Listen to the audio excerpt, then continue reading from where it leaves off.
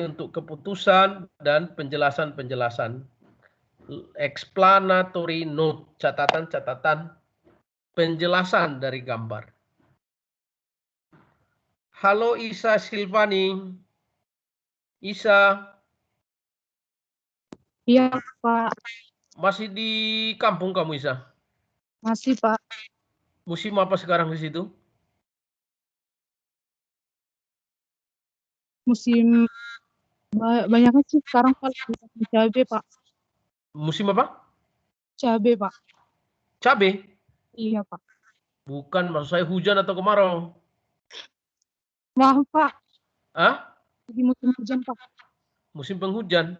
Iya, Pak. Udah musim durian sekarang? Belum, Pak. Kapan musim durian? Bulan berapa?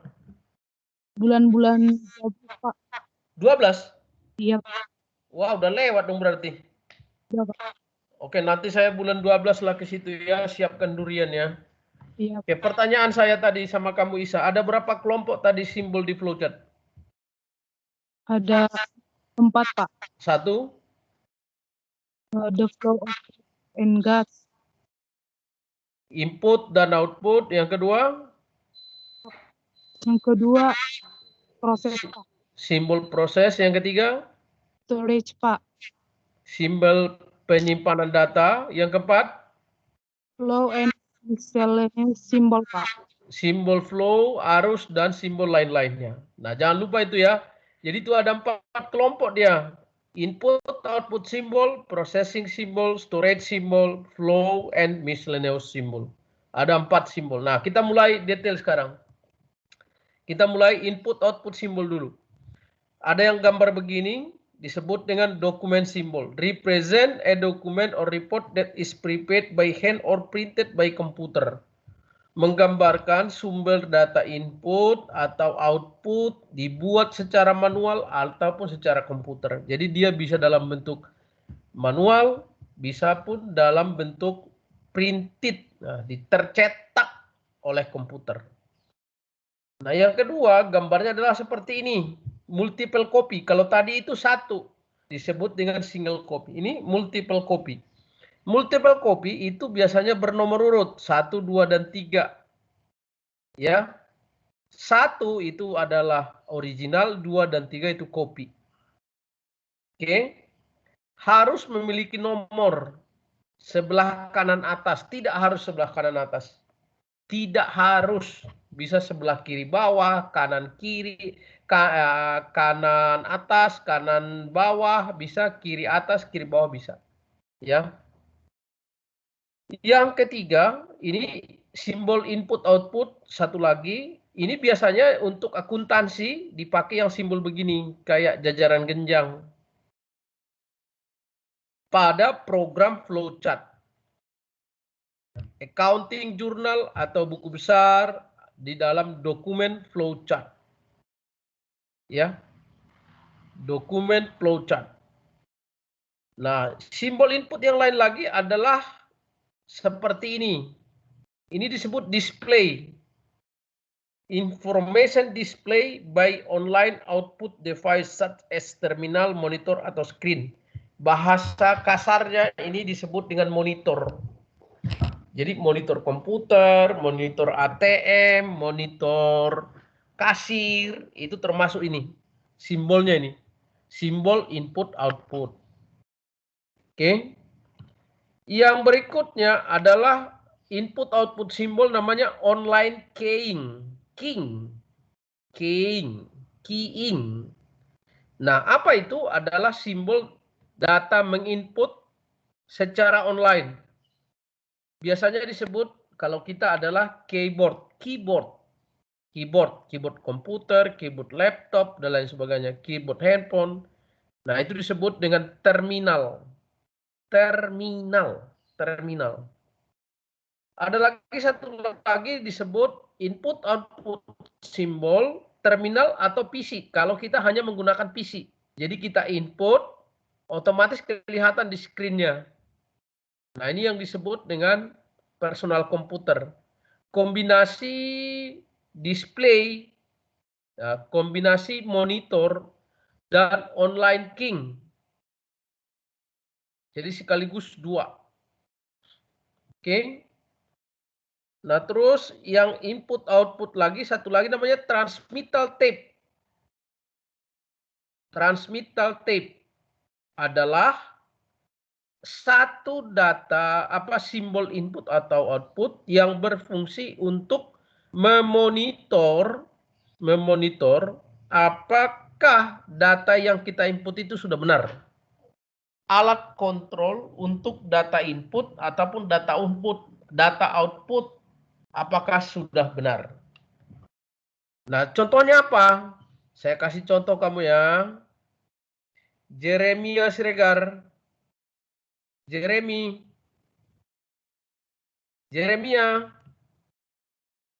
Nggak ada orang. Iya, Pak. Kamu di mana, Jeremia? Nggak kedengaran kah? Apa agak patah putus-putus suara Bapak karena kondisi hujan, Pak? Kamu di mana? Di Riau, Pak. Oh, di Minas ya, rumah ya? Iya, Pak. Kamu pernah belanja ke Indomaret nggak? Pernah, Pak.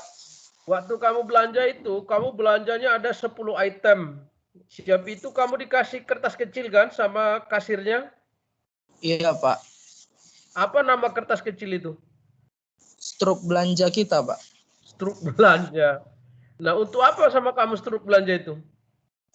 Untuk kayak dari segi harganya gitu, Pak. Terus ada, misalkan kan kalau kita beli 10 item bisa ada potongan harga gitu, Pak. Jadi tertera di situ semua, Pak.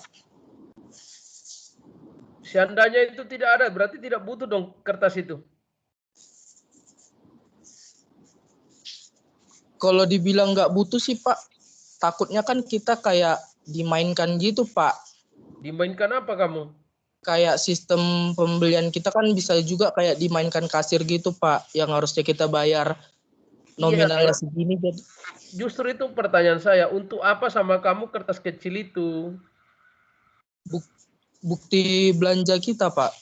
Iya, untuk apa? Bagi kamu untuk apa?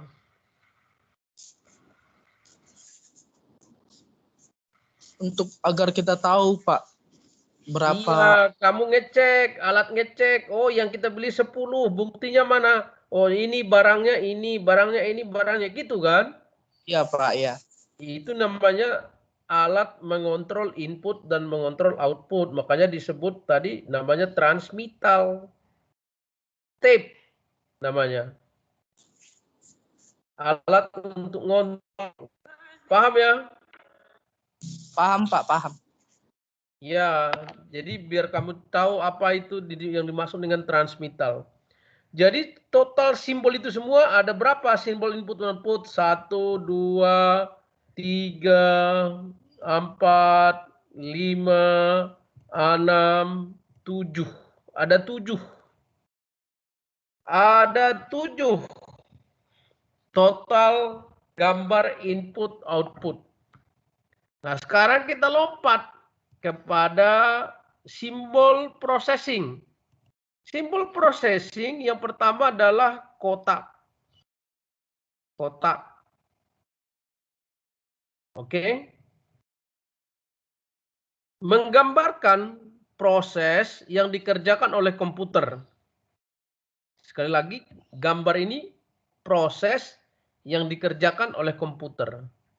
Nah, kalau manual gimana? Seperti ini, trapesium terbalik. Oke. Ada lagi kotak kecil. Disebut auxiliary operation. Apa itu? Adalah proses yang dikerjakan peralatan lain sebelum datanya masuk ke komputer.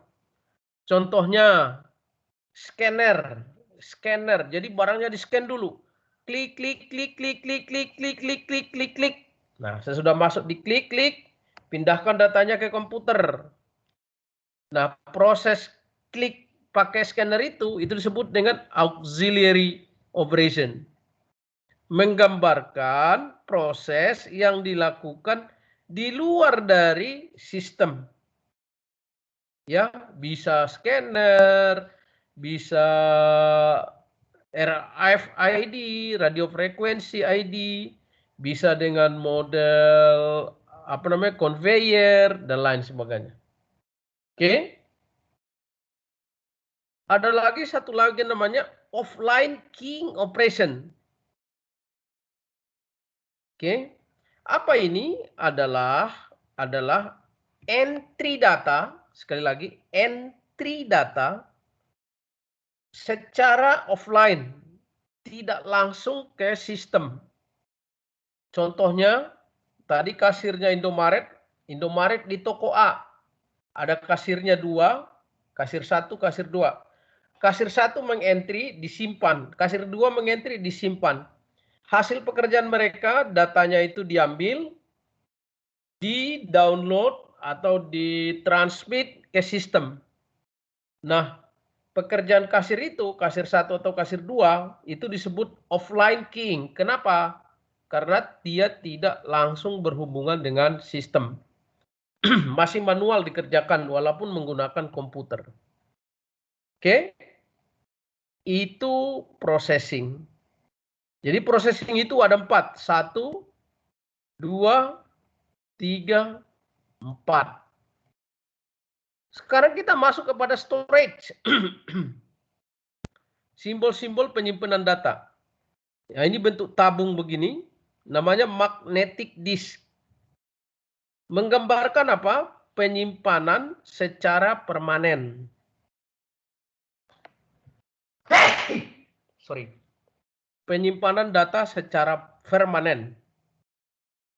Minggu lalu saya sudah bahas ada 2 data, data permanen dan data temporer.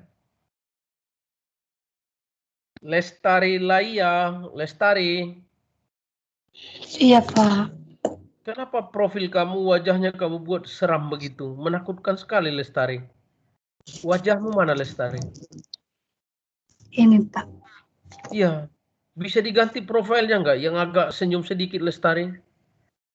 Sudah saya ganti, Pak. Hah?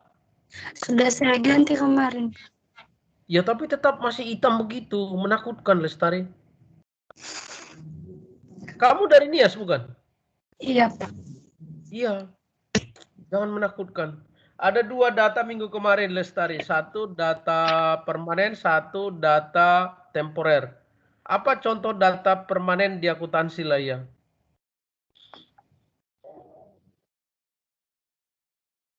Minggu lalu sudah saya bahas ini.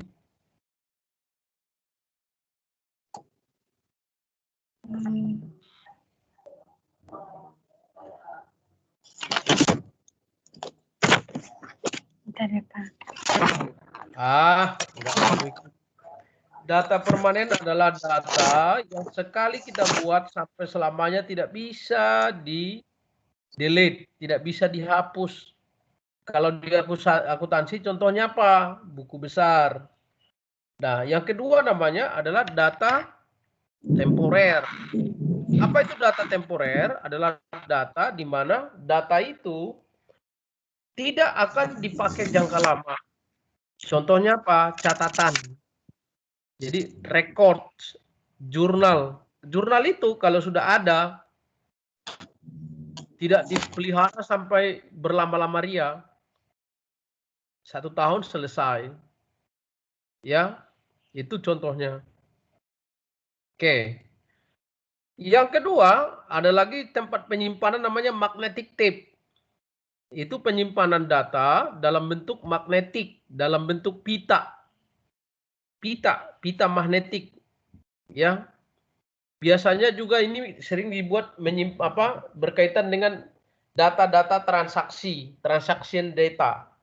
Jadi data-data yang disimpan secara harian disimpan di magnetic tape. Begitu datanya sudah selesai, dibuang. Ya. Ada lagi penyimpanan data itu dalam bentuk disket. Ini sudah nggak ada lagi sekarang ini. Ya, sudah nggak ada lagi. Sudah tidak ada lagi. Jadi dia kalau sekarang istilahnya itu hard disk. Hard disk. Ya.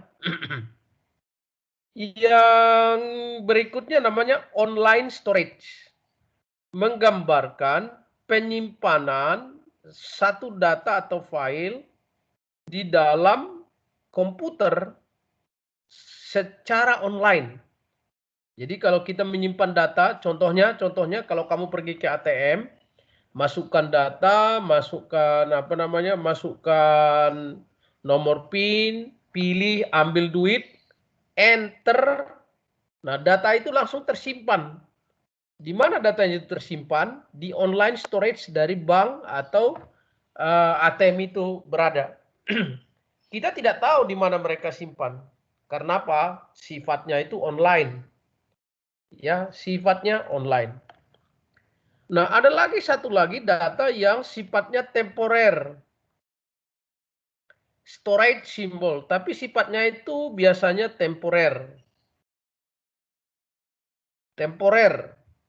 Jadi kata temporer tidak selamanya dibutuhkan. Hanya sementara saja. Nah, bentuknya segitiga. Ada segitiga terbalik, ada segitiga biasa gitu loh. Nah, biasanya di tengah-tengah itu ditulis ada huruf AND. A itu alfa, D itu data, data tanggal, date, N itu numerik, angka.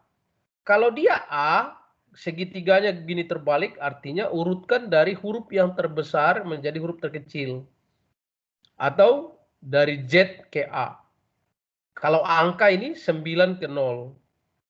Kalau tanggal ini dari 31 ke 1. Ya. Itu storage. Lilistiana,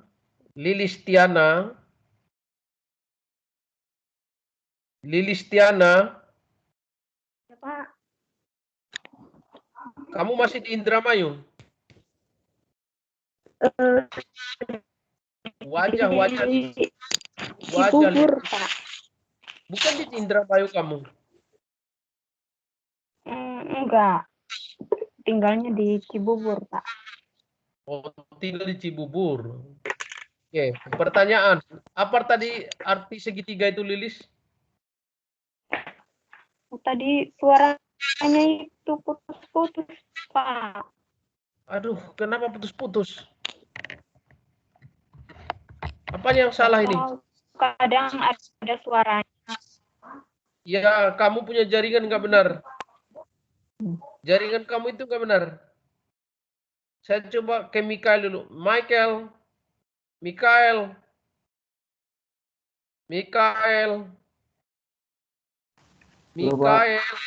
Wajah Mikael. Mik, apa artinya segitiga tadi, Mikael? Apa arti gambar segitiga tadi? Halo, Mik? Tadi nggak dengar, Pak. Hah? Suaranya putus-putus tadi, Pak. Lah, kamu dengarkah suara saya? Enggak, pas Bapak menjelaskan tadi. Aduh, saya pindah lagi. Regina Raja Guguk. Regina.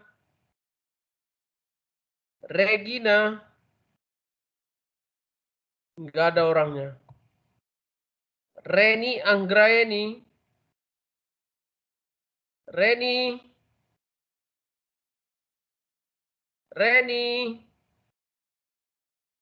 Aduh, tidak ada. Saya dari bawah dulu. Jevani Nauli. Jevani. Iya, Pak. Wajah.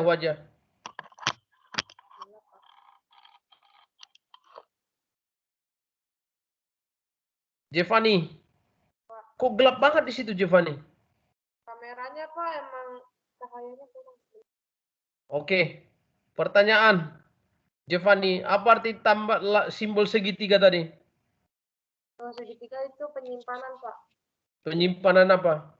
Penyimpanan data Secara manual. Jadi kalau misalnya manual atau temporer. ya manual atau temporer.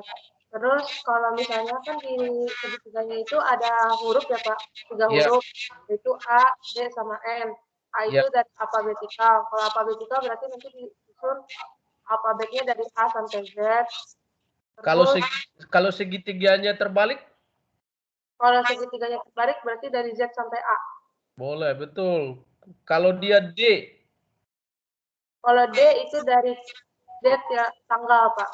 Tanggal Pak. tanggal tua ke tanggal muda, berarti segitiganya terbalik, bukan? Iya. Oke, Ya. terus? Terus yang numerical order itu berarti dari 10 dari 10 ke 1. Betul, betul. Paham kamu, udah paham kamu. Jelas nggak suaranya, Giovanni? Jelas Pak. Kalau Jelas ya? Masih kayak gini apa digedein? Muka saya nggak kelihatan. Iya, Soalnya mic-nya makanya di muka kamu hitam. ya Pak. Oke, kita lanjut ya. Itu tadi storage. Jadi storage itu ada segitiga yang modelnya begini 2, modelnya hard disk atau disket 3, modelnya begini 4, modelnya begini ada 5. Oke. Nah, kita masuk kepada flow and miscellaneous symbol. Nah, tanda panah tetap namanya flow, processing flow. Ya, processing flow. Flow itu ada 2, flow data dan flow goods, barang. Arus data dan arus barang. Nah, ada lagi satu lagi tanda panah dia tapi putus-putus. Ini juga menggambarkan arus. Arusnya apa? Arus ini menggambarkan arus data, arus dokumen, atau arus barang yang tidak secara terus-menerus. Jadi dia itu sifatnya itu sekali-sekali, tidak terus-menerus. Ya, sekali-sekali, tidak terus-menerus. Oke. Yang ketiga, ada simbolnya seperti itu, tanda petir itu loh, PLN itu. Itu adalah arus juga, arus data yang berasal dari satu tempat ke tempat lain, dari satu lokasi ke lokasi lain, tetapi dia menggunakan JARCOM, jaringan komunikasi yang kita pelajari pada kuliah kedua. Jaringan komunikasi. Jadi kalau bicara jaringan komunikasi tentu bicara masalah IT, information technology. Nah, jaringan komunikasi itu bisa dia dapat bersifat bersifat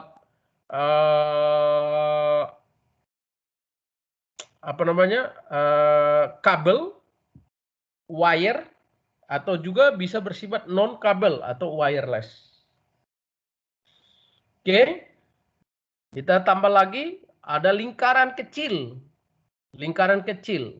Dengar baik-baik, lingkaran kecil itu adalah menggambarkan hubungan antara satu gambar dengan gambar yang lain di dalam satu lembar atau dalam satu halaman. Jadi satu gambar dengan gambar yang lain di dalam satu halaman. Hanya satu lembar, hanya satu halaman. Nah, yang kedua ada lagi simbolnya bentuk saku. Saku begini loh. Saku. Oke. Gambar ini menceritakan hubungan antara dua gambar atau lebih yang berada di satu halaman dengan halaman yang berikutnya. Kalau yang lingkaran tadi, lingkaran hubungan antara satu gambar dengan gambar yang lain tapi di dalam satu halaman. Kalau yang ini hubungan antara satu gambar dengan gambar yang lain berada di dua halaman atau lebih. Oke.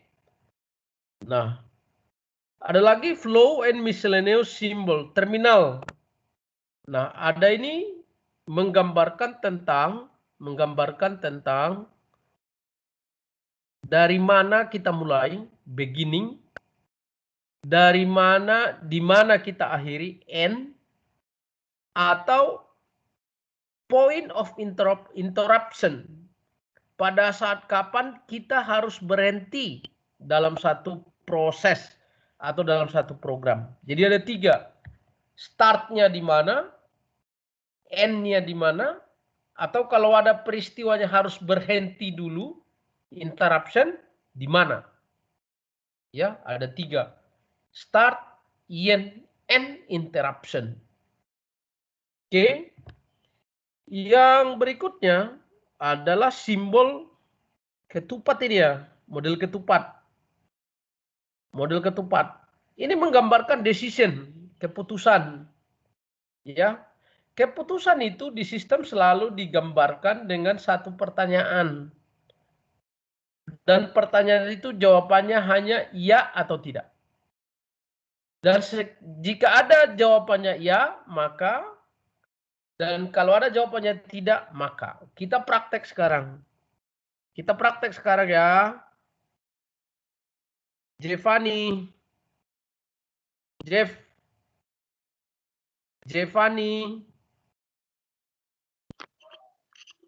Jevani. Iya, Pak. Kamu dengar suara saya kan? Dengar, Pak. Dengar baik-baik Jevani ya, pertanyaan saya. Jawabannya hanya iya atau tidak. Oke? Ya, Pak. Oke, dengar baik-baik. Jika piutang sudah jika piutang. Apakah piutang sudah jatuh tempo? Jawabannya Tidak. bisa ya, bisa tidak, iya kan? Bisa ya, bisa tidak, Pak. Oke, jangan terlalu sulit lah. Kita buat pertanyaan yang paling gampang. Jangan itu terlalu sulit. Yang gampang aja dulu. Si Jevani mau pergi ke PGC untuk belanja. Dia mau belanja di sana, mau shopping lah. Coba ya, dengar baik-baik. Apakah Jevani mau pergi ke PGC? Iya. Kalau iya, maka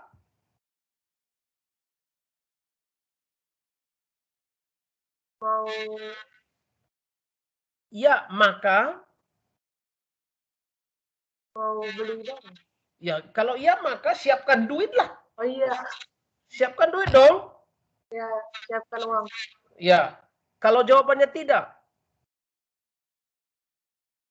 Berarti tidak ada uang. iya, coba. Apakah Jevani mau pergi ke PGC? Ya, maka siapkan duit. Tidak, maka Tidak kalau jadi. tidak, ya stop. Jangan lanjut, stop. Selesai gitu loh. Paham ya? Paham Kak Jevani? Coba yang lain deh, Pak. Biar lebih. Ya? Halo? Iya, Paham Pak. nggak? Paham nggak kamu? Coba yang lain deh, Pak. Biar ini. Oke, saya kasih contoh yang lain. Coba ya, dengar baik-baik. Ini akuntansi sekarang.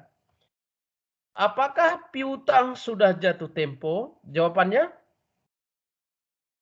Iya. Maka sudah dibayar. kok maka sudah dibayar? Iya. Coba. Kalau iya.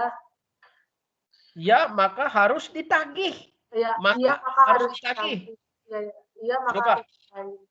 Coba, apakah piutang sudah jatuh tempo? Jawabannya belum. Maka Sudah dibayar. iya, belum paham kamu ini. Saya kasih contoh yang lain. Contoh yang lain. Jurnal. Apakah debit sama dengan kredit? Jawabannya? Iya. Ya. Kalau ya, maka balance. bukan dong.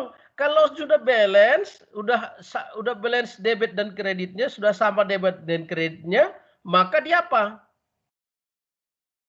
Diposting kan? Diposting kan begitu kalian pelajari. Oh iya, Pak, benar. Nah, coba dengar baik-baik lagi. Apakah ini jurnal ya? Apakah jurnal debit dan kredit sudah sama? Jawabannya tidak. Kalau tidak, maka karena belum diposting. Kalau tidak, maka Belum diposting. bukan. Kalau tidak, maka periksa lagi kan gitu. Iya, belum diposting dan diperiksa lagi, Pak. Iya, bukan diposting, tidak bisa diposting. Coba saya ulangin lagi satu lagi kamu contoh sederhana. Contoh sederhana. Apakah kamu sudah kuliah pengantar siang? Jawabannya Iya, karena Maka? maka saya sudah selesai kelas. Bisa ujian lah. Iya, bisa ujian. Belum, maka saya belum ujian. bukan belum ujian.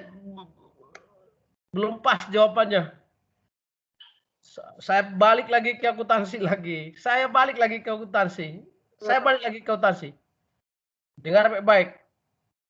Apakah periode akuntansi sudah 31 Desember 2021 sudah tiba? Sekarang masih bulan Maret.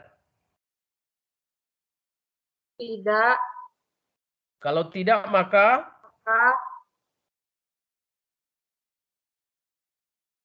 belum tutup buku. iya, belum closing. Udah paham kamu itu. Seandainya sekarang 31 Desember sekarang. Jawabannya iya, maka? Iya, maka Closing. ya karena Closing. ya Closing. Paham ya? iya Pak, paham. Aduh, ngerti nggak sih kamu? Paham Pak, tapi bahasa saya susah di ini. Ya susah. Kalau nggak susah nggak diajari. Iya ya Pak. Oke. Nah, inilah simbolnya dia itu ya. Iya, Jadi Pak. harus ada dua jawabannya, ya atau tidak. Ya maka, tidak maka. Nah, satu lagi simbolnya adalah ini, anotasi. Anotasi ini adalah memberikan tambahan-tambahan notes, catatan-catatan, penjelasan, klarifikasi dari simbol-simbol atau keterangan yang ada dalam sistem. Nah, di luar ini, itu semuanya adalah simbol-simbol tambahan. Simbol-simbol tambahan. Oke? Nah, kita mulai membahas sekarang bagaimana aplikasi dari simbol-simbol ini. Ada 3 aplikasinya. Yang pertama disebut dokumen flowchart. Yang kedua namanya program flowchart. Dan satu lagi nanti namanya sistem flowchart. Kita pelajari yang lebih sederhana dulu namanya dokumen flowchart. Oke, dokumen flowchart itu adalah satu flowchart, satu bagan alur yang menggambarkan dari mana dokumen itu berada, kemana dibagikan, bagaimana cara penggunaannya, apa yang dilakukan, pokoknya yang berkaitan dengan dokumen. Ya, berkaitan dengan dokumen. Oke. Dokumen flowchart biasanya digunakan oleh akuntan. Ini kita pakai, ini akuntan kita. Digunakan untuk apa? Yang pertama adalah biasanya digunakan oleh akuntan untuk menguji apakah internal kontrolnya itu bagus atau tidak. Itu langkah pertama. Yang kedua, dokumen flowchart digunakan juga untuk menguji apakah arus komunikasi data di dalam perusahaan itu inefisiensi. Apa itu inefisiensi? Memboroskan, lama, double pekerjaannya.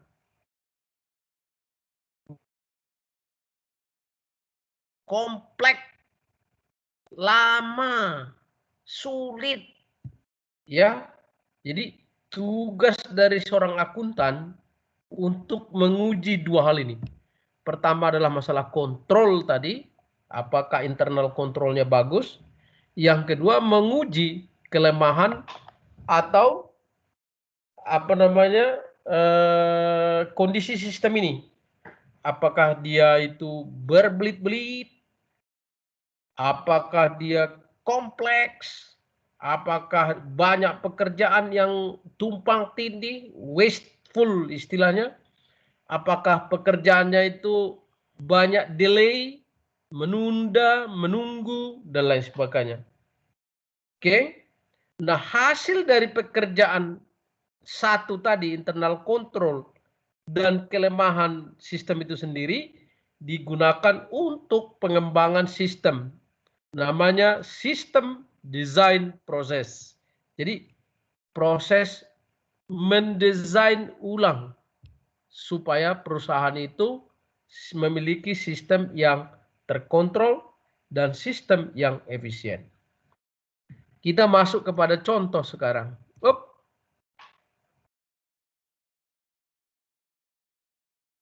Eutenia. Halo Eutenia. Hai, Pak. Wajah Eutenia. Wajah. Kenapa rambut kamu sampai ke mata? Stres kamu ya? Enggak, Pak. Kamu lihat PPT saya Eutenia? Lihat, Pak. Coba lihat Eutenia. Itu adalah satu gambar yang disebut dengan flowchart. Flowchart ini terdiri dari dua, satu bagian payroll, satu bagian accounts payable. Semua simbol-simbol yang kita bahas tadi ada di sini. Ya, ada simbol-simbol tadi, semua ada di sini. Oke? Nah, harap kamu download dulu gambar ini, pindahkan ke komputer kamu, jangan di handphone supaya kita bisa bahas. Oke? Let's step through some guidelines for preparing flowchart. Nah, bagaimana cara membuat flowchart? Oke. Cara yang paling gampang adalah melakukan interview user. Jadi kita bertanya kepada user, developer, auditor, dan manajemen. Cara menggambar adalah bertanya dulu. Jadi tidak bisa kita karang-karang. Yang kedua, kalau tidak bisa bertanya, membuat kuesioner. Buatlah kuesioner, daftar pertanyaan tertulis. Yang ketiga, kalau tidak bisa ditanyain secara tatap muka, tidak mau juga dia menjawab pertanyaan secara tertulis. Yang ketiga, lakukan dengan cara membaca. Sekali lagi, membaca naratif sistem jika ada. Di mana ada naratif ini? Di buku manual. Yang cara pertama tidak bisa, cara kedua tidak bisa, cara ketiga tidak bisa, lakukan dengan cara yang keempat. Work through system transaction. Ikuti proses transaksi dari awal hingga akhir. Jadi setelah ini kemana, setelah itu kemana, setelah ini kemana, diikuti secara fisik ya. Jadi tidak hanya melalui cerita, tapi kita ikuti dia. Begitulah metode untuk memulai menggambar. Oke. Identify. Identify itu pastikan siapa, bagian apa, pihak mana yang terlibat di dalam proses ini. Kalau di dalam data flow diagram, kita mengenal namanya entity, REA, resources entity agent. Ya, entitinya apa? Cek dokumen atau information flow-nya. Dari mana data itu mengalir. Dan cek prosesnya diapain. Oke. Setelah ketemu ini, gunakan kolom. Jadi ada misalnya bagian kasir, apa kerjanya? Buat itu satu kolom. Bagian accounting, buat satu kolom. Bagian controller, buat satu kolom. Dibuat kolom-kolomnya, apa yang mereka kerjain. Oke. Coba kita lihat. Ini ada dua kolom. Ya. Dua entity. Yang pertama disebut payroll, yang kedua disebut accounts payable.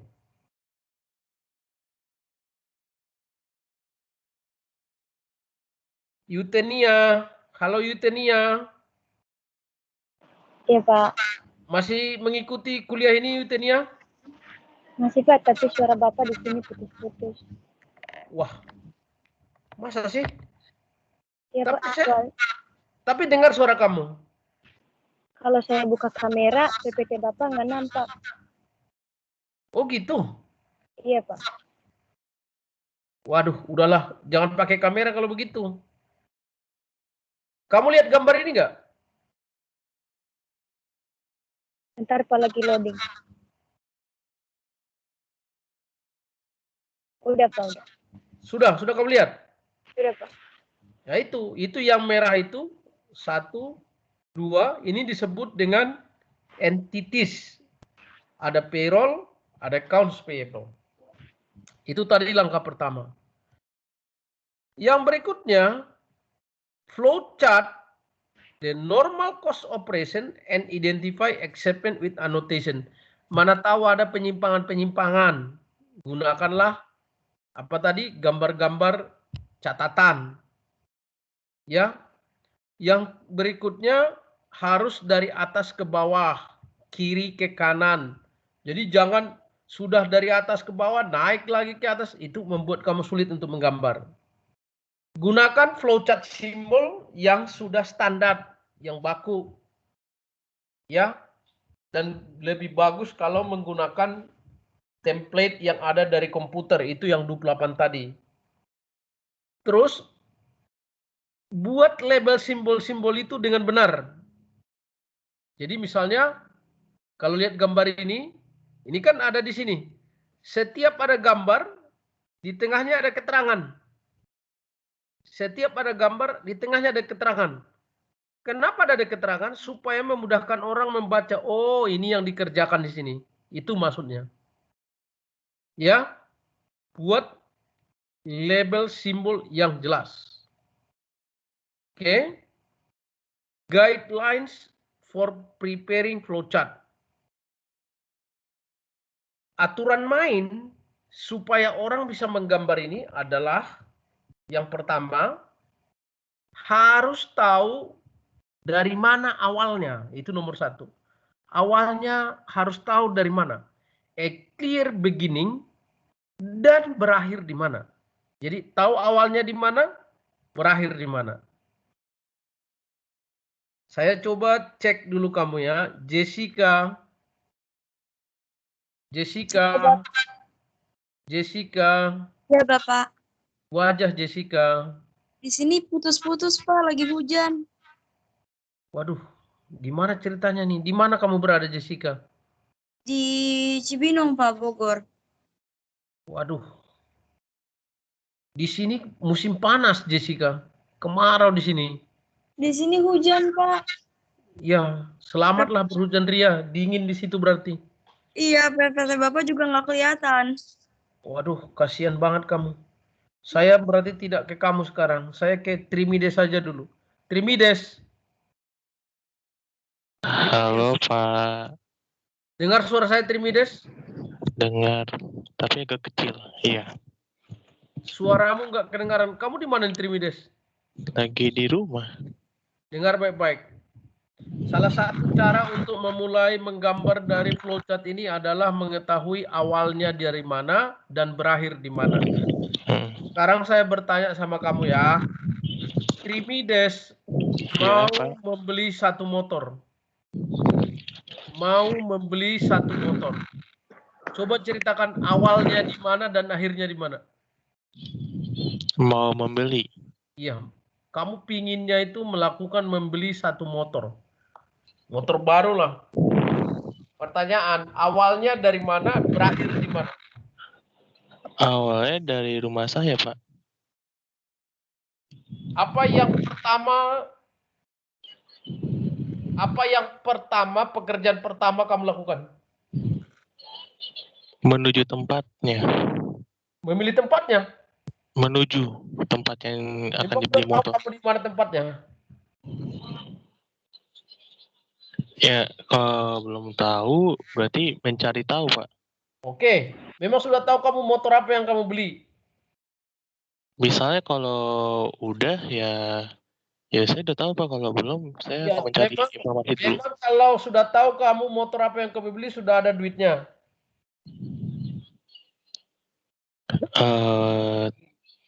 Nah itu tergantung harganya ya. Bukan tergantung harga. Nah, saya bertanya kepada kamu, awalnya dari mana? Awalnya ya itu Pak dari berarti tar. Susah kamu. Saya perkecil. Hah, Trimides mau makan di rumah makan Padang. Jadi judul sistem ini adalah makan di rumah makan Padang. Awalnya, startnya gimana?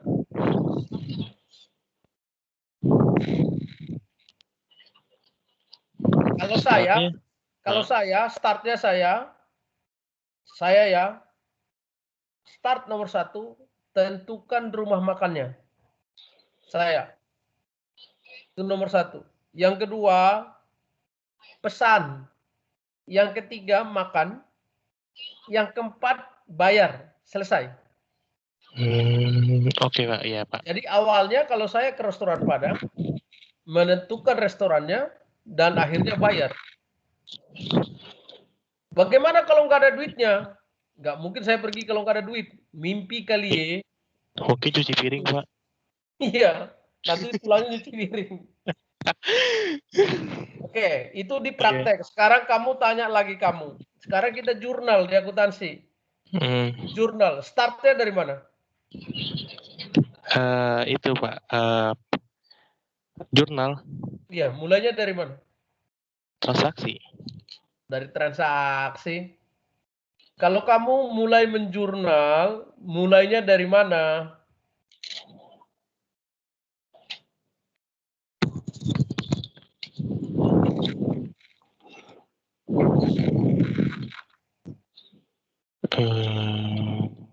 Bukti. Dari bukti mulainya. Startnya itu dari bukti. Berakhir di?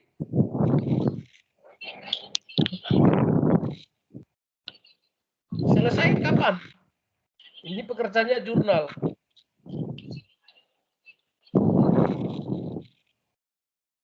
Halo Trimides.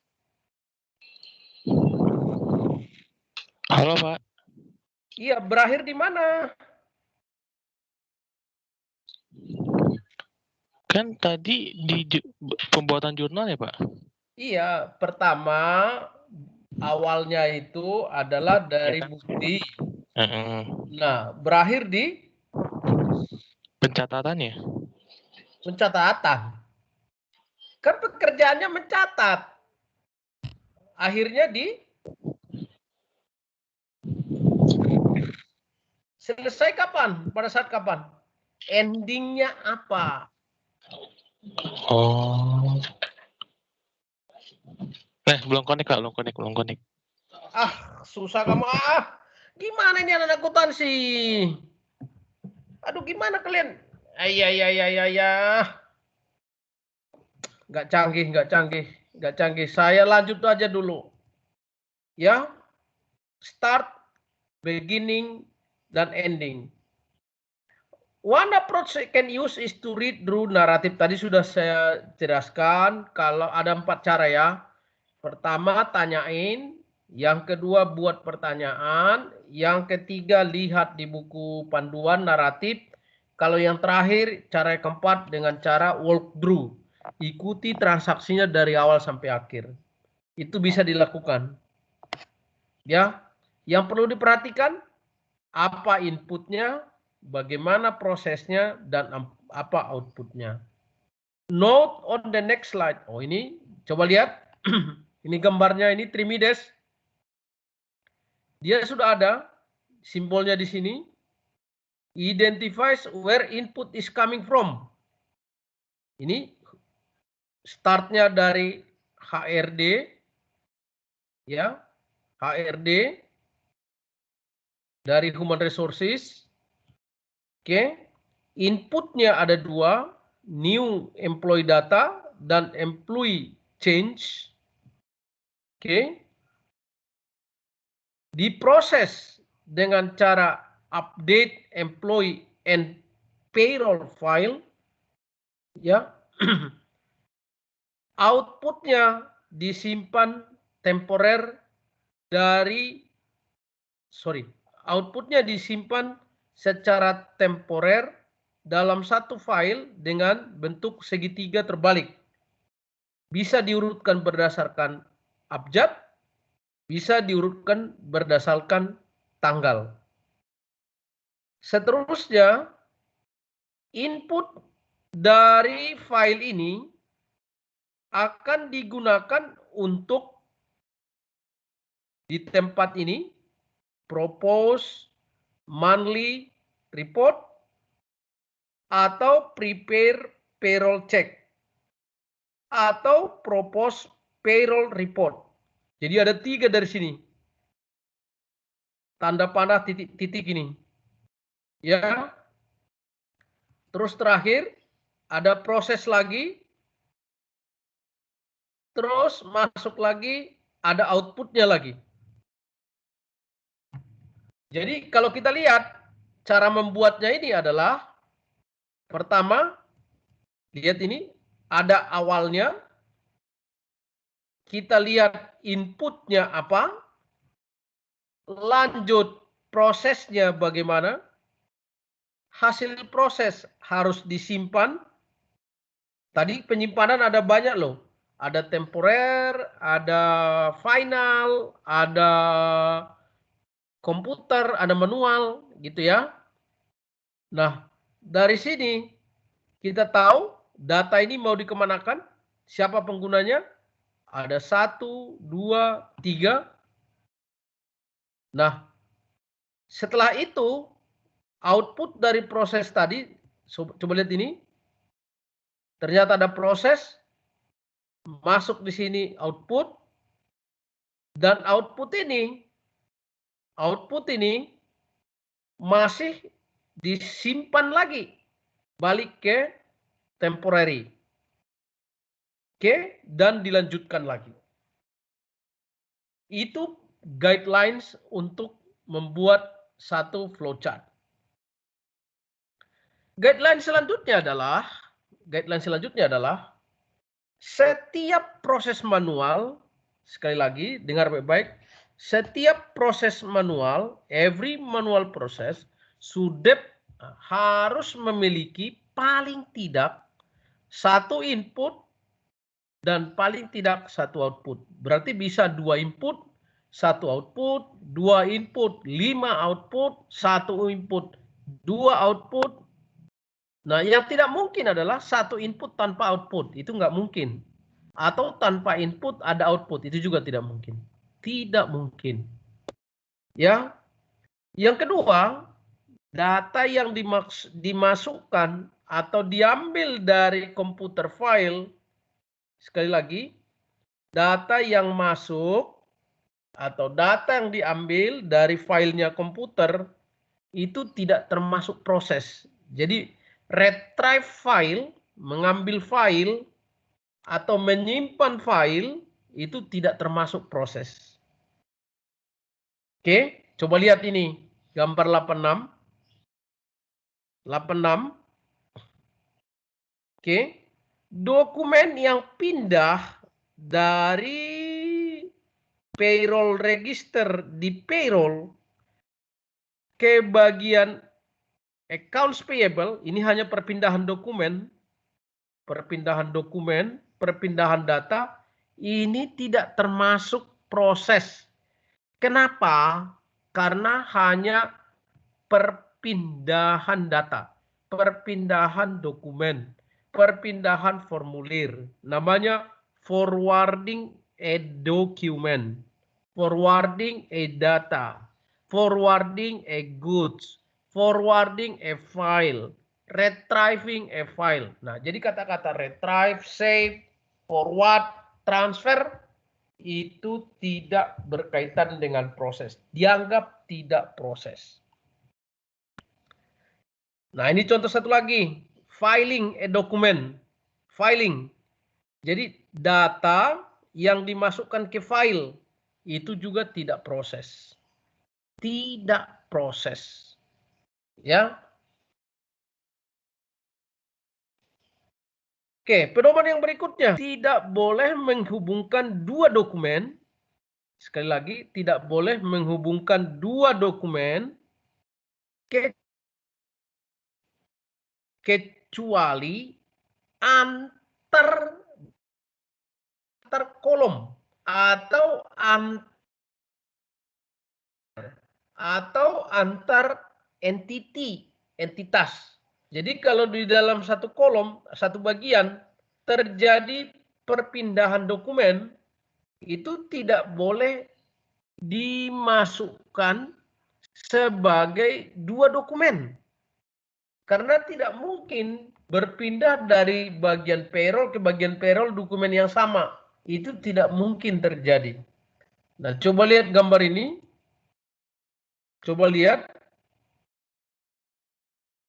Satu dokumen di bagian payroll register nomor 1 ya hanya bisa pindah ke accounts payable di payroll register 1 dengan gambar yang sama.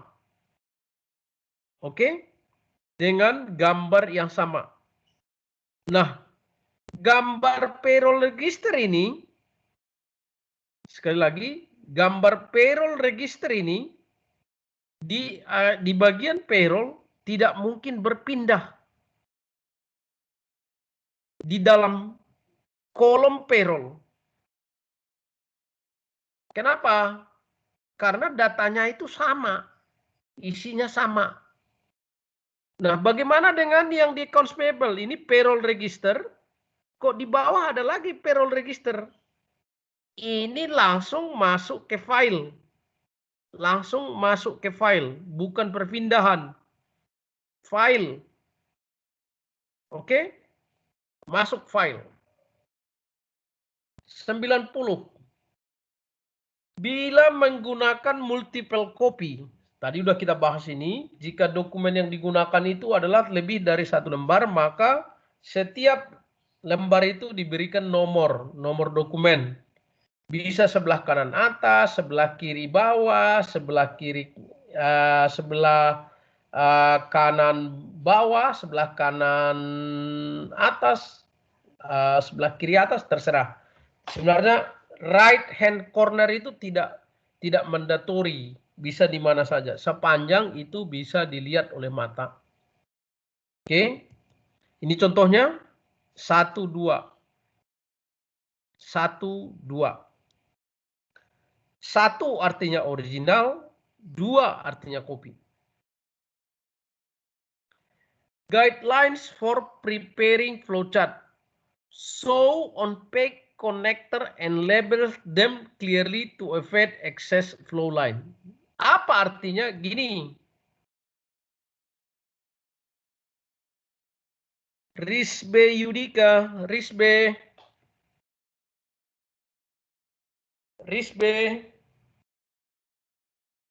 Halo Risbe. Risbe.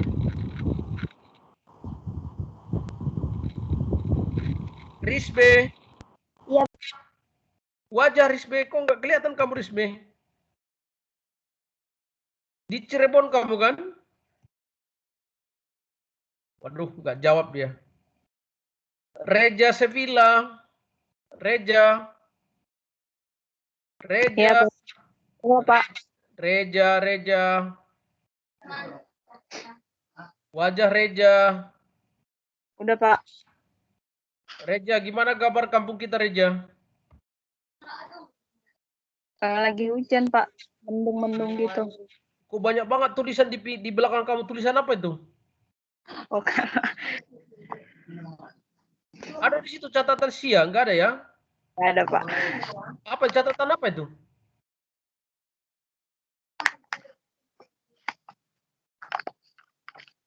Reja, catatan apa itu Reja? Kata-kata mutiara itu, Pak. Oh, kata-kata mutiara. Oh, pantas. Kamu cocok belajar di sastra ini berarti Reja. Jangan di akuntansi. Bukan punya saya itu, Pak. Punya siapa? Punya adik. Oh, punya adik. Oke, oke. Reja, coba lihat gambar ini, Reja. Lihat nggak gambar ini, Reja? Lihat Pak, cuman nggak jelas Kenapa itunya. nggak jelas? Karena di HP Pak, jadi tulisannya nggak jelas. Oh, nggak jelas. Susah. Barang siapa kuliah pakai HP di pengantar sistem informasi akuntansi, sulit dia untuk mengerti ini. Jadi saya tidak tanya kamu sekarang. Saya tanya balik lagi ke si Risbe. Risbe, Ya Pak, kamu pakai komputer atau handphone? pakai laptop Pak. Oke, kamu lihat gambar ini, Risbe. Lihat Pak. Coba lihat, Risbe. Gambar ini adalah satu halaman, satu lembar, tapi dibagi dua. Ada bagian payroll, ada bagian accounts payable. Di bagian payroll itu ada lingkaran kecil ditulis B. Artinya gambar ini dilanjutkan ke gambar selanjutnya pada halaman yang sama. Jadi tadi kan ini halamannya cuma satu. Kita carilah B di sini. B di sini. Oh, ini B-nya. Jadi gambar ini dari sini, ini dilanjutkan ke B di sini. Paham, Risbe? Ya Pak, paham. Coba jelasin. Pak, jelasin yang. Coba jelasin, Risbe. Yang tadi Bapak jelasin. Iya. Gimana Jadi penjelasannya? gambar yang lingkaran tadi. Dari awal kan Pak. Jadi itu ada dua halaman. Yang pertama payroll sama salah. Ini cuma satu halaman, bukan dua halaman. Satu halaman, dua gambar. Satu halaman cuma dibagi dua. Dibagi Dua gambar. Ya, dua gambar. Yang pertama payroll sama yang account payable bukannya? Apa? Ya. Nah, di lingkaran di gambar pertama itu bakal berpindah ke gambar kedua yang gambar lingkaran juga. Oke. Bagaimana cara mengetahuinya itu? Mengetahuinya itu bahwa gambar ini dihubungkan dengan gambar yang sebelah kanan.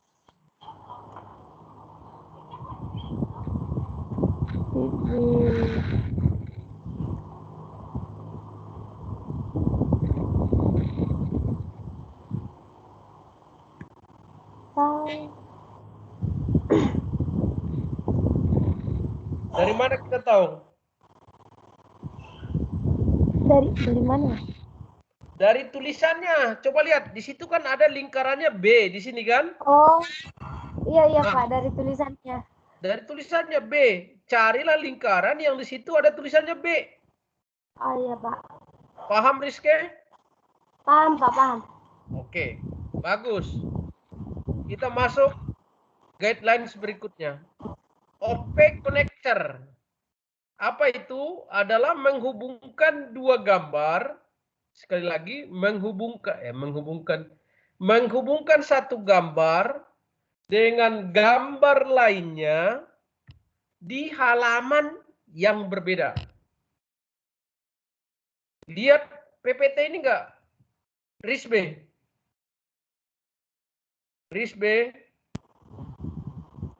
Lihat Pak. Coba lihat. Gambar apa kamu lihat yang merah ini? Yang gambar kantong ada huruf A. A. Coba kamu cari di halaman ini. Ada nggak yang mirip dengan begini? A. Kalau yang hurufnya A, nggak ada Pak. Tidak ada.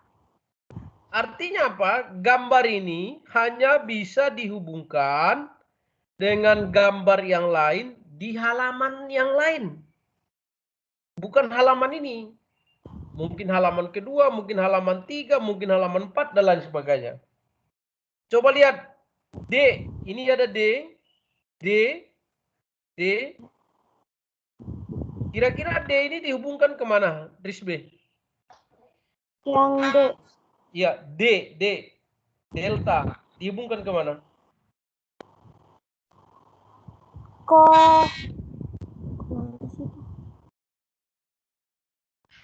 Enggak ada sih, Pak. Iya, digabungkan ke gambar mana? Yang segitiga terbalik. Kok segitiga terbalik? D ini, D bukan segitiga terbalik. D yang mirip dengan A ini. Oh. Dihubungkan. Dihubungkan kemana?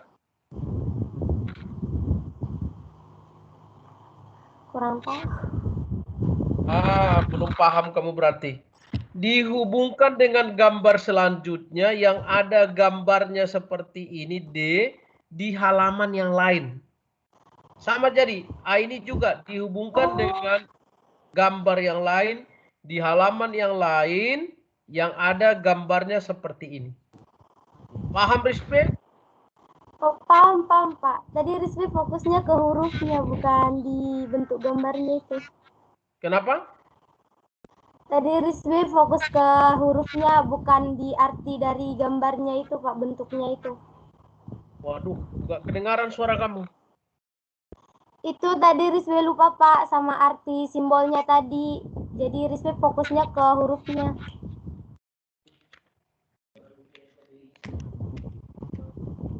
Waduh. Nggak jelas suara kamu, nggak jelas. Halo. Nggak jelas suara kamu.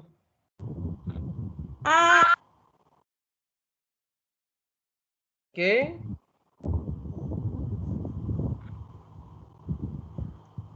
Nah, kesimpulan, dengar baik-baik ya, kesimpulan.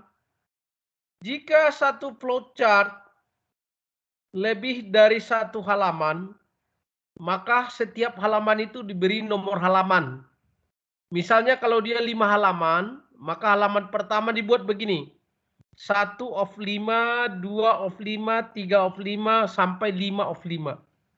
Supaya kita mengetahui bahwa set gambar itu halaman keberapa dari berapa halaman. Yang kedua, tunjukkan semua dokumen atau report di kolom di mana dia digambar. Ya. Kalau tadi gambar tadi ada 2 kolom. Payroll dan account payable. Cara ketiga, supaya bisa menggambarnya, mulai dengan draft dulu, gambaran kasar, oret-oretan istilah kamu. Kalau sudah dapat oret-oretannya, baru digambar ulang sesuai dengan yang benar. Yang keempat, sesudah kamu jadi gambarnya, suruh direview orang lain. Orang lain itu siapa? Biasanya user, pengguna sistem, bisa manajer, bisa manajemen, bisa konsultan. Ya. Terimalah pendapat mereka, benar atau tidak. Nah, kalau masih mereka membutuhkan memberikan saran, perbaiki dia. Kalau sudah diperbaiki, maka flowchart kamu itu sudah sah, sudah jadi. Buatlah judulnya. Judul flowchartnya, tanggalnya, siapa yang membuat, dan setiap halaman, dalam setiap halaman harus kamu buat inisial. Inisial itu adalah paraf istilahnya. Paraf. Ya, paraf, di paraf dia. Oke. Itulah dokumen flowchart. Sekarang kita pindah ke flowchart yang kedua. Namanya sistem flowchart. Sistem flowchart adalah satu flowchart yang menceritakan tentang bagaimana bagan alir dalam sistem. Kalau yang sebelumnya itu kita cerita adalah bagan alir dokumen atau data. Ya, bagan alir dokumen atau data. Sekarang kita membahas bagan alir sistemnya. Gimana? Nah, yang pertama yang harus kita tahu lebih awal di dalam sistem flowchart adalah mulai dengan mengidentifikasi input. Apa data inputnya?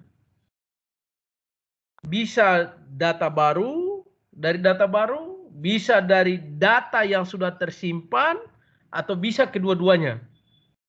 Ya, contohnya mahasiswa. Mahasiswa itu ada dua, mahasiswa baru atau mahasiswa lama. Nah, kalau mahasiswa baru berarti new data. Kalau mahasiswa lama berarti dari file lama. Ya. Oke. Yang kedua, setiap ada data input, sekali lagi setiap ada data input harus diikuti dengan satu proses. Itu langkah kedua.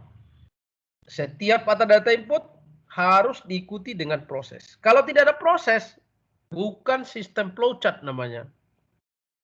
Jika proses itu dikerjakan oleh komputer, nah ini dia, jika dikerjakan oleh komputer atau dengan program komputer, maka logik dari komputer program harus diikutkan, harus digambarkan di dalam sistem flowchart. Sebentar kita bahas ya. Langkah ketiga,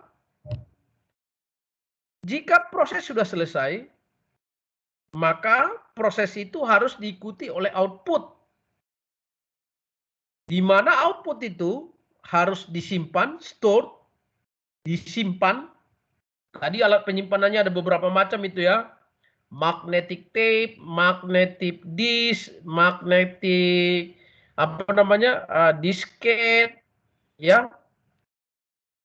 Di display di monitor atau screen, tercetak di kertas, atau bisa menjadi input pada proses selanjutnya.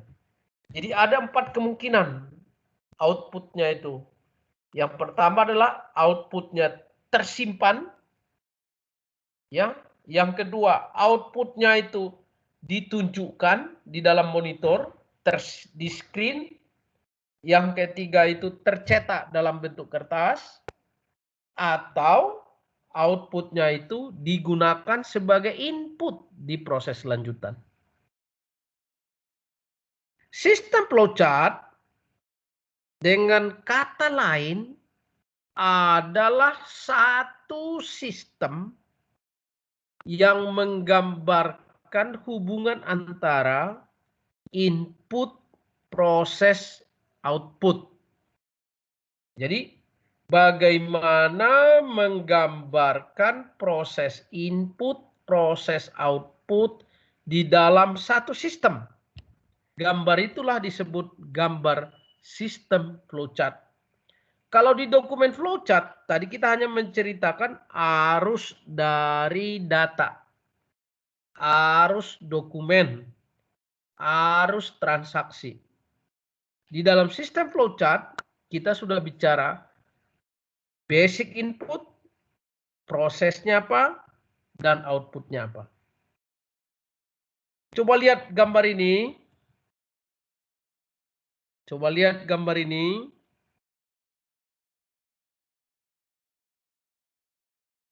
Reni Anggrayani. Reni.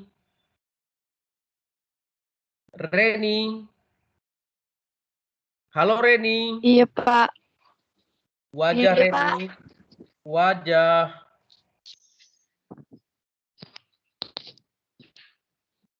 Wajah Reni.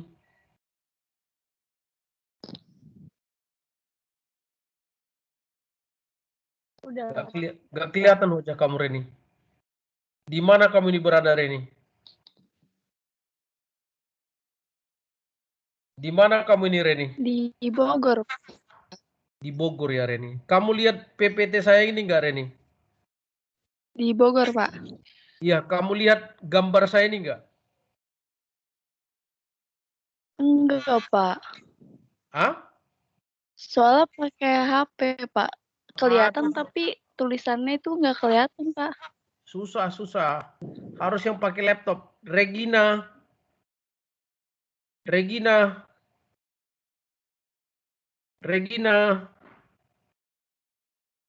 Halo Regina.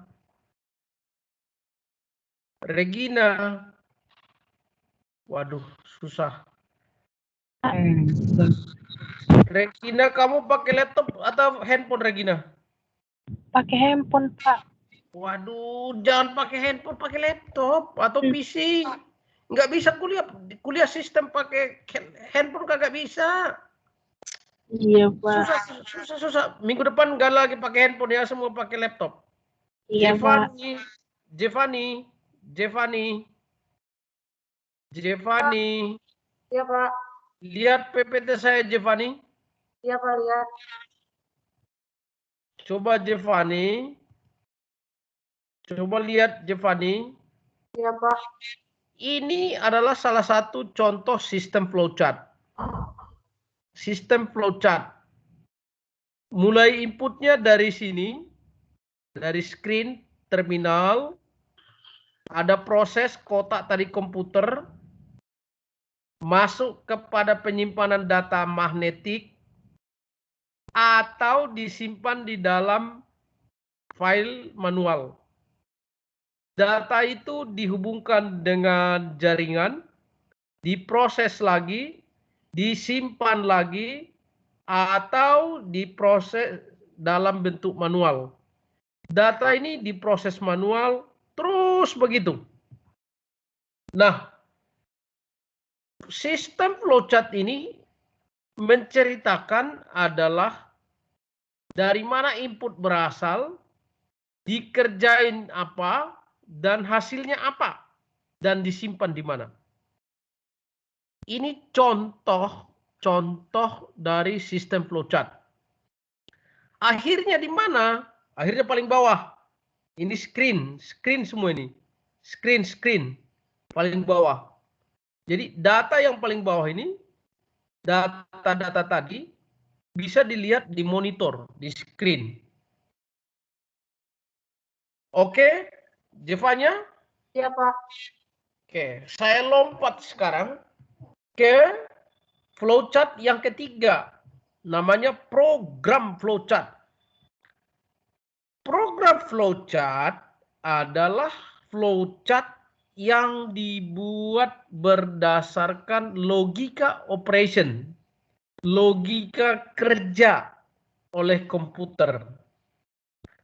Sekali lagi, flowchart program ini adalah flowchart yang dibuat berdasarkan logika operation atau logika kerja dari satu komputer.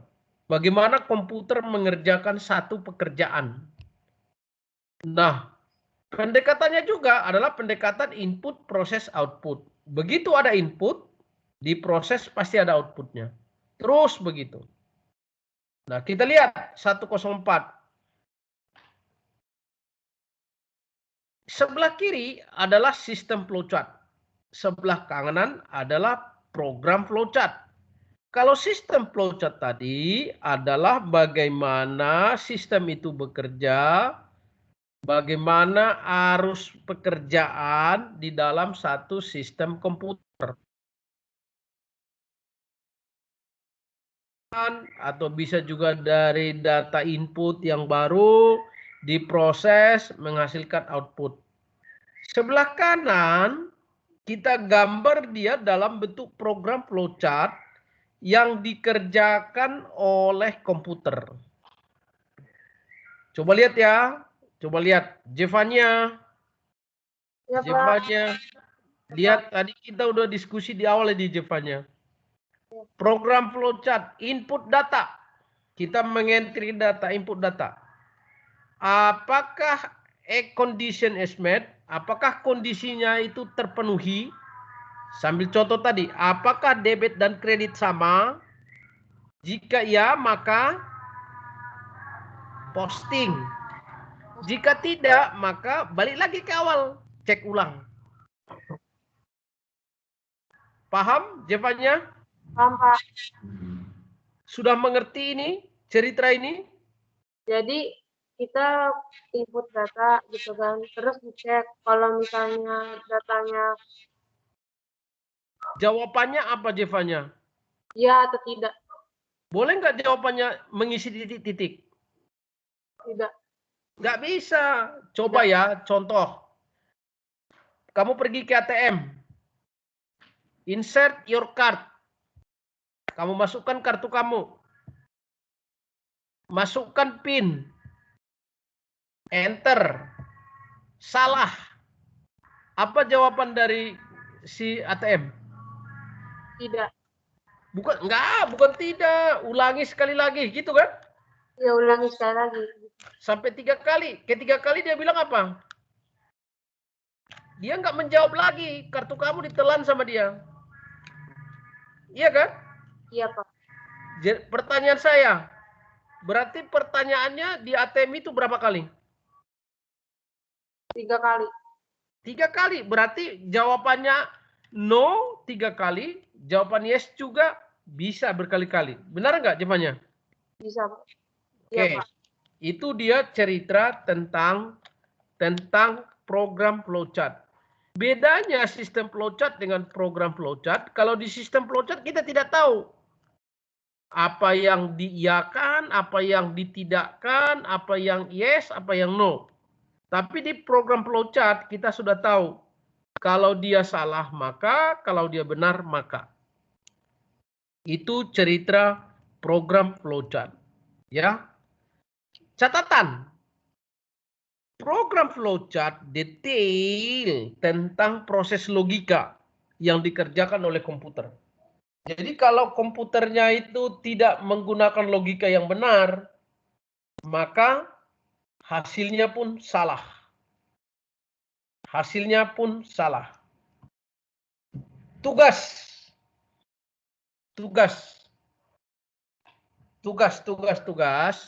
Dengar baik-baik ya. Halo, dengar nggak kalian semua saya? Halo? Dengar, Pak. Iya, dengar. Dengar, Pak. Coba ya. Diketahui, coba bisa kamu tulis-tulis ini. Diketahui umur aset sama dengan 5 tahun. Metode penyusutan garis lurus. Nilai sisa 1 juta. Harga beli 15 juta. Oke, datanya ada berapa itu? Ada 4 ya? Halo? Halo? Iya, Pak. Iya, Pak. Datanya 4. Umur aset berapa tahun? 5 tahun, Pak. 5 tahun. Oke, metode penyusutan? Garis lurus. Nilai sisa? 1 juta, Pak. Harga beli? 15 juta, Pak. 15 juta. Pertanyaan. Ini pertanyaannya. Cobalah buat program flowchart untuk menghitung penyusutan. Gimana caranya? Program flowchart untuk menghitung penyusutan.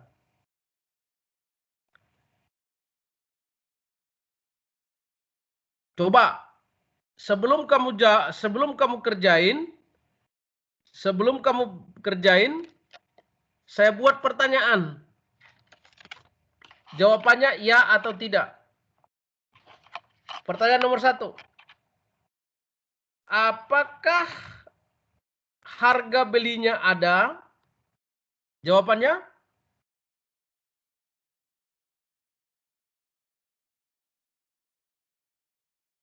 Iya, Pak. Ya. Ada, Iya, Pak. Kalau ya maka 15 juta. Harga beli 15 juta. Bukan begitu, bukan dijawab 15 juta. Coba Jevania, kamu saya diskusi dengan kamu, teman-teman yang lain dengar. Jevania, pertanyaan nomor 1. Apakah ada harga beli aset? Iya, Pak. Kalau iya, maka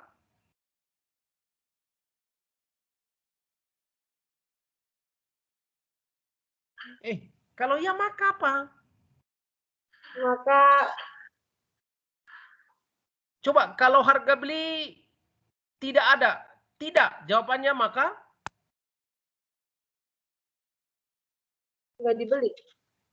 kok nggak dibeli? Stop, nggak bisa Stop, dihitung. iya, stop. Stop kan? Iya. Coba saya ulangi pertanyaan ini. Apakah ada harga beli? Yes. Maka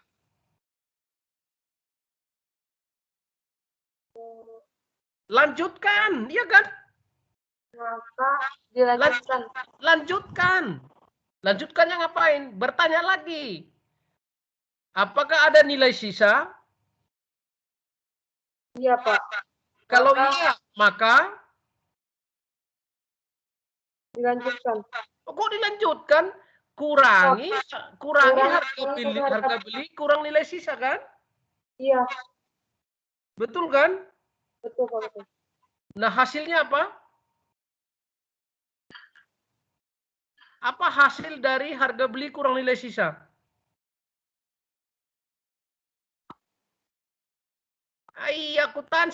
Akuntansi. Apa istilahnya itu? Harga beli kurang nilai sisa disebut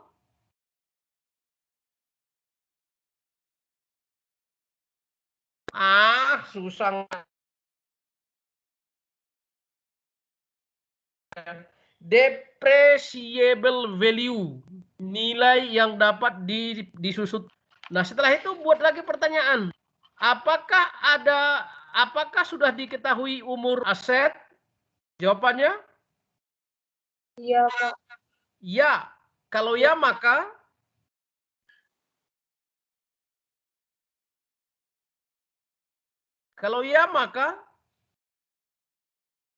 lanjutkan pertanyaannya.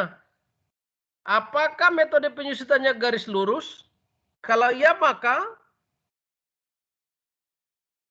dilanjutkan, Pak. Kok dilanjutkan? Hitung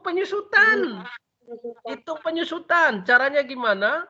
Depreciable value dibagi umur aset. Hasilnya apa? Penyusutan. Kalau sudah ketemu penyusutan, apakah sudah ketemu penyusutan? Jawabannya iya. Stop. Kalau belum, ulangi dari awal. Nah, itulah yang mau kau gambar nanti ya. Nanti coba siapa yang saya minta tolong Jevani sama Risbe menunjukkannya nanti ya kuliah minggu depan ya. Pak, begini kok gambarnya Pak gitu loh. Mudah-mudahan hasilnya sama. Bisa juga beda hasilnya. Ya. Oke. Jevania. Iya, Pak. Risbe, oke Risbe. Oke, Pak.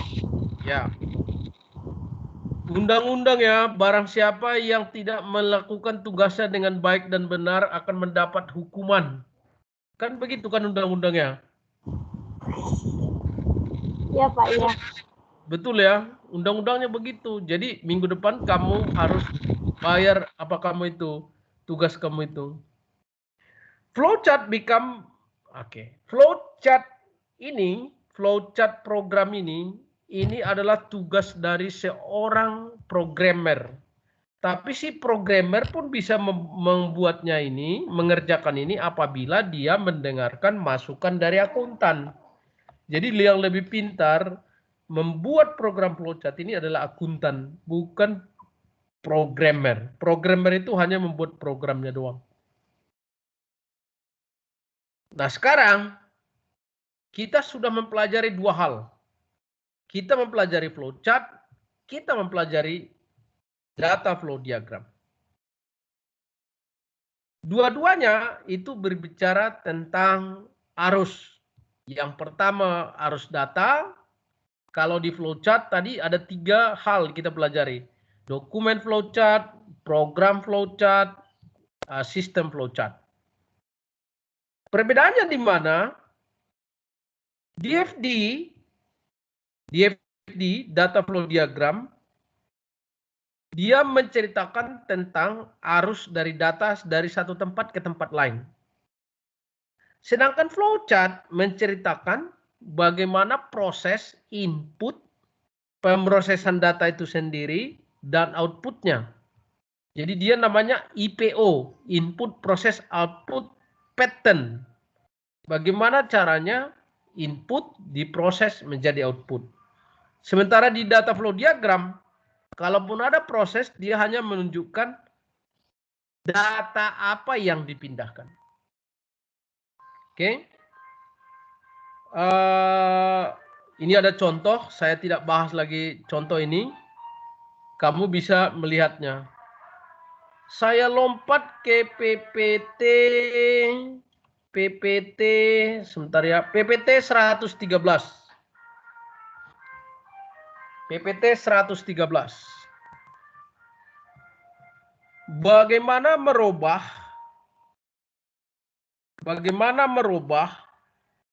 flowchart manual menjadi flowchart komputer.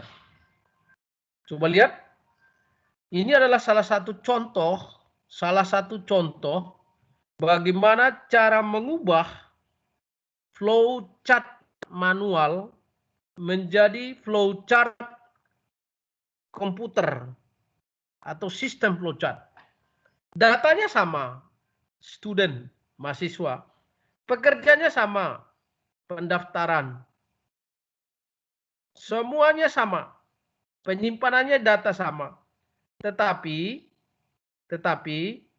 yang menjadi masalah di sini adalah di dalam sistem komputer yang sebelah kanan ini, data tadi sudah berpindah melalui satu media, namanya media komputer. Sementara yang manual, perpindahan data juga melalui satu media, tapi media manual. Formulir, semua kata-katanya form. Enrollment form, sorted enrollment form, masih manual, semua manual. Class list dan lain sebagainya. Oke. Nah, flowchart versus DVD. Moral story ini nanti kamu baca aja lah. Perubahan di dalam secara fisik mempengaruhi di dalam model flowchart. Ini tidak perlu kita bahas. Ya, tidak perlu kita bahas. Nah, yang mau saya tanyakan sekarang, di dalam data flow diagram, kalau masih ingat minggu lalu, kita mempelajarinya ada 2.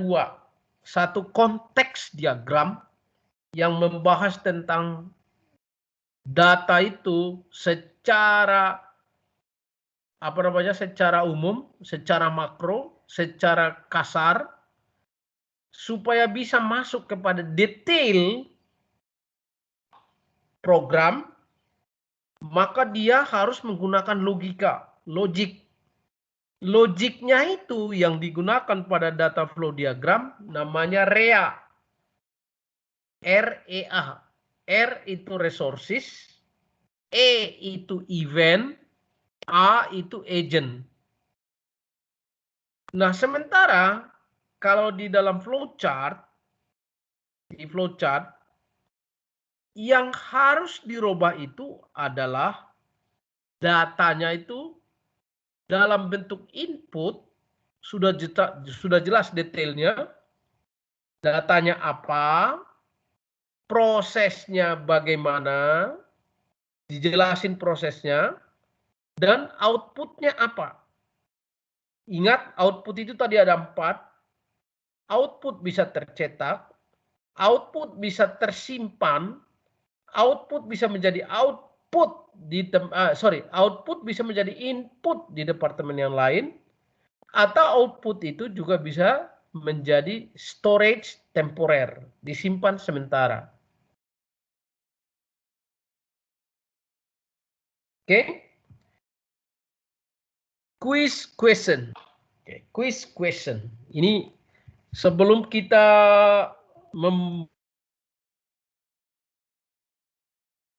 siapa di sini pintar main piano? Yang bisa main piano siapa? Halo, Krisera, Krisera, Krisera. Iya, Pak. Kamu bisa main piano nggak, Krisera? Enggak, Pak.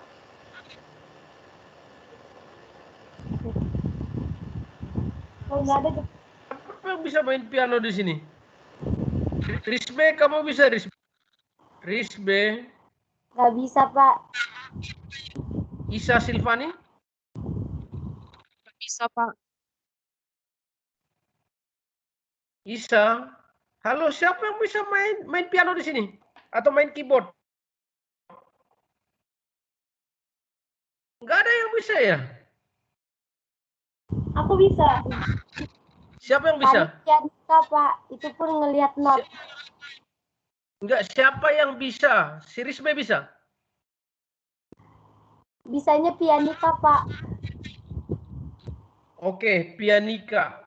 Sama itu, sama-sama keyboard. Risbe, waktu kamu memainkan pianika itu, misalnya satu musik ya gitu, bisa langsung mengerti nggak kamu? Enggak, Pak. Harus diulang-ulang lagi. Berapa kali kamu mengulangi supaya bisa? Bisa berkali-kali, kadang kayak sampai 3 kali. Minimal 3 kali sih, Pak. Minimal 3 kali. Dari mana kamu tahu bahwa kamu sudah bisa? Kan itu, Pak, dicoba-coba latihan gitu. Iya, terus kamu mengatakan, oke, saya sudah bisa. Dari mana kamu tahu bahwa kamu sudah bisa? Pas maininnya lancar, terus tanpa ngelihat not lagi. Orang lain lah yang mengatakan, oh, udah bisa gitulah ya. Iya, Pak, bisa. Iya, nggak mungkin lah kamu mengatakan bisa.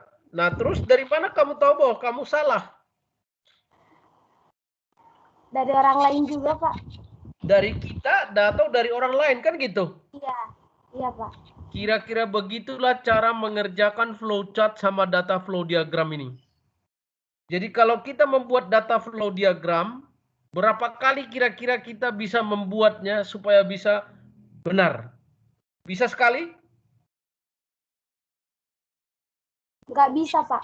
Kenapa nggak bisa? Karena kan harus harus bisa menguasai gitu, Pak. Jadi kan kalau sekali itu belum tentu bisa. Karena Bukan belum menguasai bisa. gitu. Bisa sekali, jawabannya belum tentu. Kenapa? Karena itu berdasarkan kita, bukan berdasarkan orang lain. Begitu ya? Halo Risbe. Iya, Pak. Pertanyaan saya, dari mana kita mengetahui bahwa gambar kita itu sudah benar? Dari orang lain, Pak. Dari orang lain. Kira-kira orang lain itu siapa? Bisa dari teman, dari juri kalau ada lomba, ataupun dari saudara di dekat kita, Pak. Nah, kalau dia di akuntansi, kira-kira siapa yang menentukan, oh udah benar gitu loh? Kalau akuntansi dari siapa ya? Oke, dengar baik-baik ya. Bagaimana cara membuat flowchart ini supaya benar? Yang pertama adalah kamu tidak cukup dengan cara belajar mendengar dan belajar bertanya. Harus mengerjakan. Jadi harus dicoba di rumah. Diulangi, digambar ulang. Yang kedua, tidak bisa menghafal. Jadi kalau barang siapa menghafal gambar-gambar ini, sampai botak pun kamu tidak akan berhasil. You cannot learn to do it by just looking at example. Hanya nyontoh, tidak akan berhasil. Your first attempts are clumsy. kamu harus melakukan percobaan. Coba berkali-kali. Practice leads to improvement and maybe even perfection. Lakukan praktek berkali-kali. Dan mungkin hasilnya akan menjadi sempurna. Itu konsep dalam membuat flowchart dan data flow diagram. Yang pertama tadi, tidak cukup membaca, mendengar, dan melihat.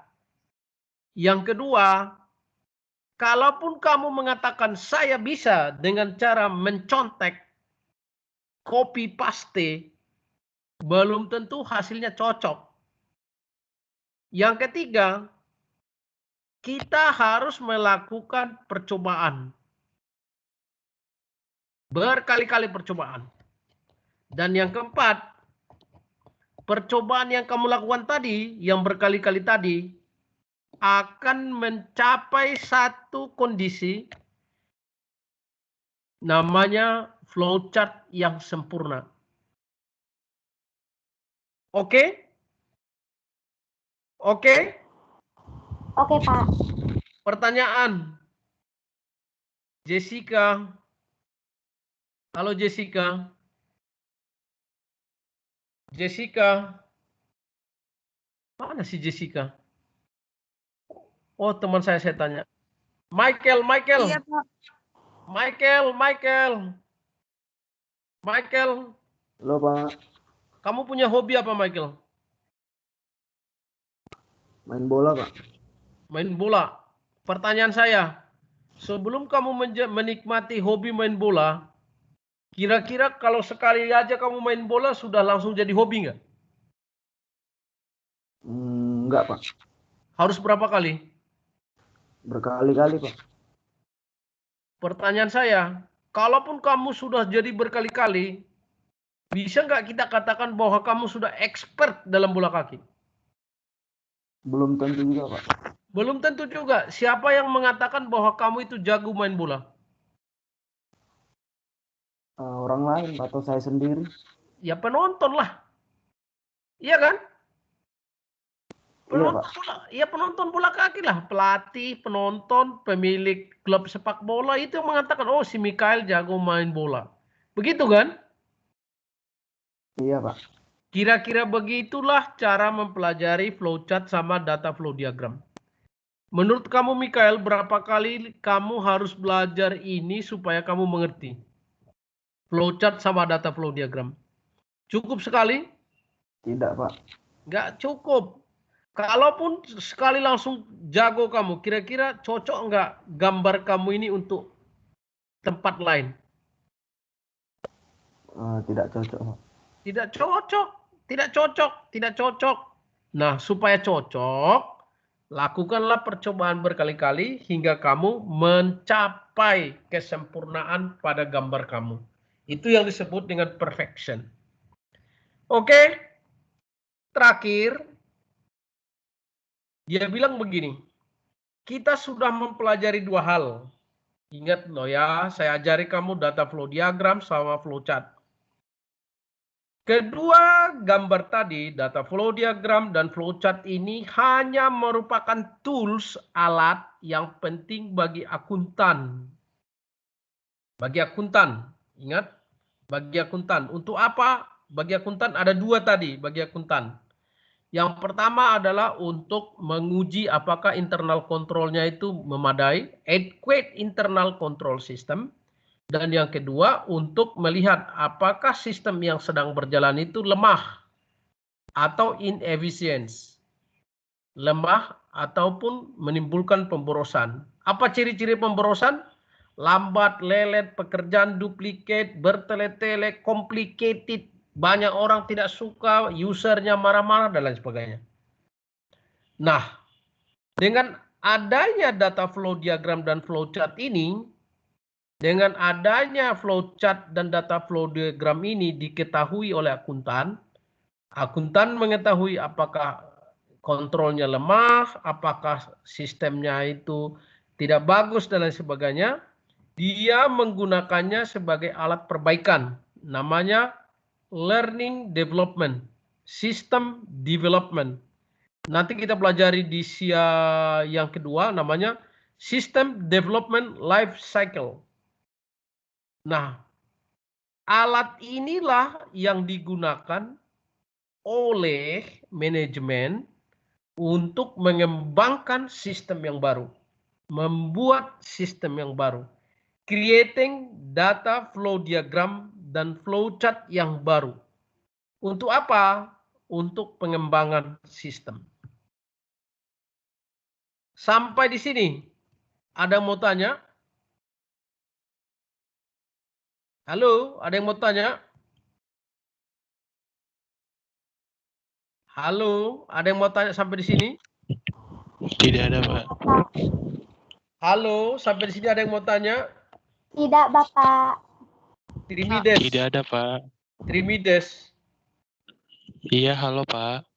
Trimides, apa fungsi data flow diagram dan flowchart bagi seorang akuntan? Untuk mengetahui internal control ya, Pak. Internal kontrolnya gimana? Yang pertama itu apakah itu memadai, dan yang kedua itu kalau internal controlnya apakah itu tidak memadai seperti kayak lambat.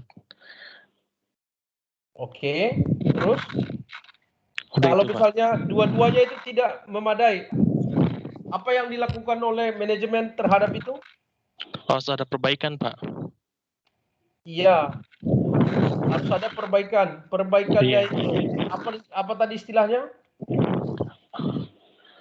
Istilahnya System Development Life Cycle. Coba ulangi. System Development Life Life Cycle. System Development Life Cycle. Paham ya Trimides ya? Paham, Pak. Oke. Dengan demikian, kamu sudah memiliki sedikit, sekali lagi sedikit pengertian tentang bagaimana cara membuat data flow diagram dan membuat flowchart. Yang tujuannya tadi yang untuk membantu mengetahui internal kontrolnya memadai, dan yang kedua untuk perbaikan sistem. Namanya System Development Life. Ada yang mau tanya sampai di sini? Halo, ada yang mau tanya? Ada yang mau tanya?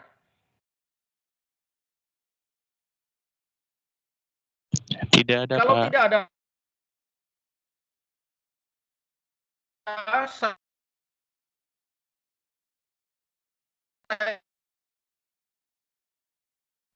Halo, Pak. Jaringannya putus-putus, Pak.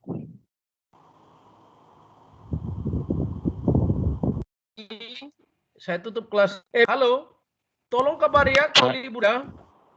Bapak, Iya, Pak. putus. Ya. See you later. Stay safe. Terima kasih, Bapak. Selamat Pak. sore. Makasih, Pak. Makasih, Pak. Oke, data flowchart, data